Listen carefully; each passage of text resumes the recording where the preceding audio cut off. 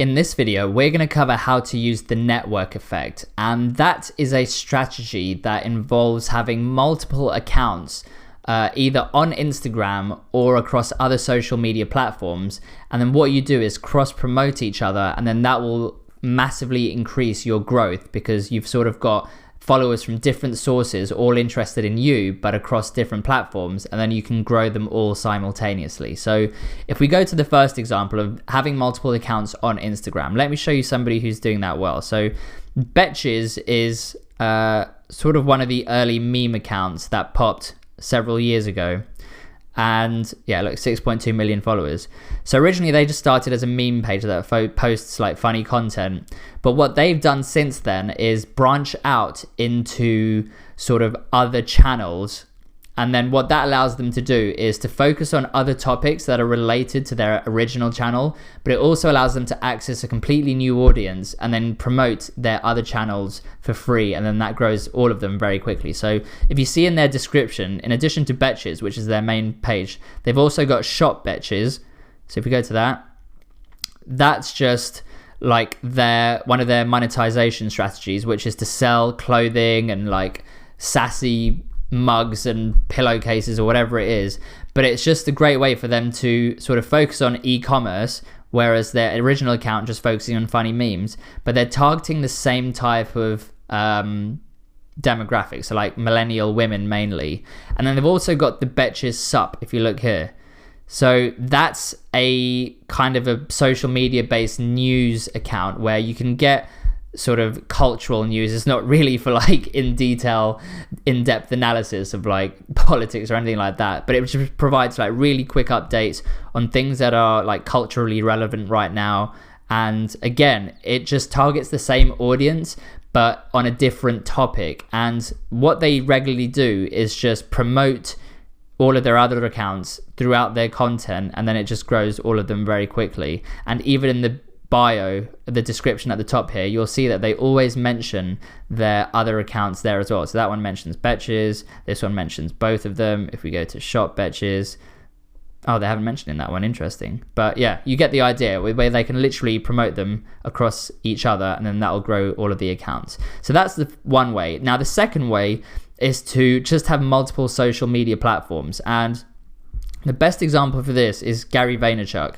So if you're in the sort of startup business marketing sales world, like you've probably heard of Gary Vaynerchuk. He's absolutely dominating social media. He's got 3.5 million followers on Instagram, like loads on Facebook and YouTube and everything like that. So I can't think of any business or influencer or anyone who has got a presence in as many places as Gary. So think of any social media platform, Gary Vaynerchuk is on there in some capacity. Like he's on Facebook, Instagram, like SoundCloud. He's got his own website, blogs. He's on Medium. He's on LinkedIn. He's on Twitter.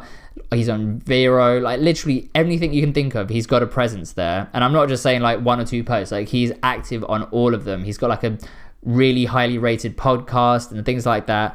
And what he does and what he professes is you need to be active on as many as possible, because you never know which one's about to decline and which one's about to grow. So the other reason you want to do it is you want to create as minimal friction as possible for your audience. So if your audience prefers being on Facebook, you want to make sure that you have a Facebook presence, because then you're creating less friction and you can sort of grow your followers easier on both platforms if you've got a presence everywhere. And it's also, again, a great way to drive traffic to your Instagram page if you've also got a presence elsewhere. So then you're accessing a completely new demographic who won't have seen your Instagram profile, but if they see your Facebook account, they'll then sort of hopefully filter through and click through to your Instagram profile. So on a lot of Gary's posts, not necessarily on Instagram, but especially on Facebook, he's got sort of little social media icons on his content, which sort of demonstrates and shows people where his other social media accounts are. So it's just a great way, again, to grow your followers very quickly. And you may be thinking like, no, I can't do this because, you know, creating content for that many different platforms would just be too much work. And that's correct, it would be, but what you need to do to sort of get over that problem is something called using content pillars. So this is where you can use the same piece of content across multiple platforms, but just in a different format. So let me tell you what most people do, which is a mistake. They'll post something on Instagram, like this photo, for example, and then they'll post the exact same photo with the exact same caption on Facebook. Like, that's what I see most of the time. And that's not good, because if you're posting the same content on both, you're not giving anyone a reason to follow you on both platforms. So it's going to massively reduce the benefits of the network effect, because people will see your account and be like, oh, this is what I've already just seen on Facebook or on Instagram. So you don't want to do that. So what you want to do is you can use the same content, but you need to change it a bit. So for example, Gary, he has long form videos on YouTube called like his daily vlogs. And what he does is, that will be like 20 minutes or whatever. But what he'll do is he'll put a 1 minute cut of it on Instagram, and maybe he'll use the whole cut on Facebook, because Facebook and YouTube, it's fine to have long form videos.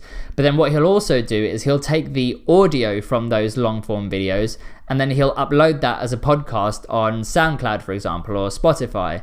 And then what he'll also do is, if you see here, this positive ambition quote here, must have taken that from one of his, either his daily vlogs or another video series he does called the Ask Gary Vee Show.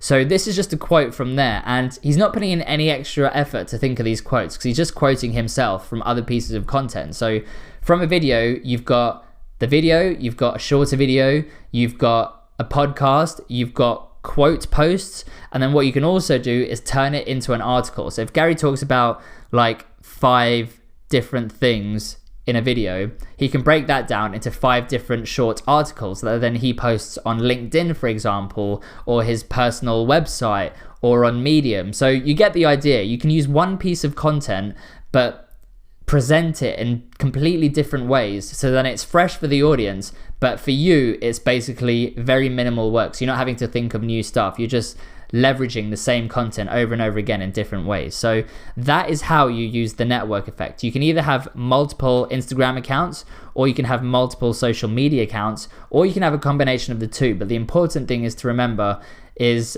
make sure that the content is unique to each account or each platform, because otherwise the network effect won't have as many benefits as it would do if you're giving fresh content on each different platform.